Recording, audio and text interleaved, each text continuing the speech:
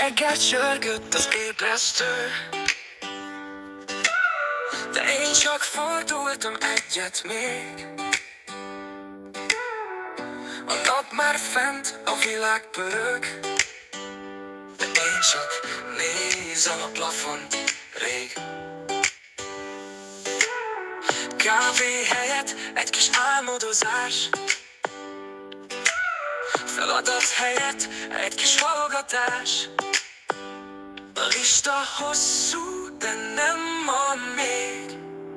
A holnap majd mindent megold, úgy érzem én.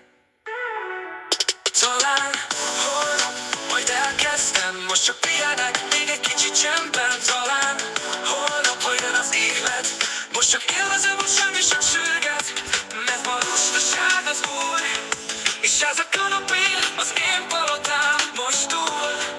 Talán holnap, igen, talán holnap. A telefon pittyeg, jön az üzenet,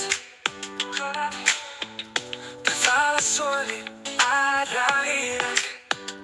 Az idő folyik, mint egy nyári zápor, de én csak lebegnék, mint egy lufi a szélben. A dolgaim rám várnak türelmesen, de én csak ásítok végtelen. Miért is sietnék? Mondd meg nekem. A holnap is jó lesz, ha ma nem. Talán holnap majd elkezdem, most csak pihenek, még egy kicsit csendben. Talán holnap, ha jön az élet, most csak élvezem, hogy semmi sem sürget.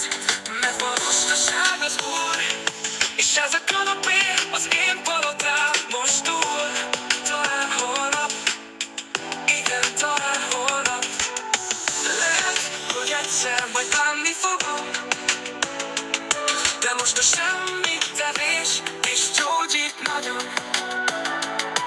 Majd felkelek, ha a szívem szól, de ma még csak lusta vagyok, semmi másból.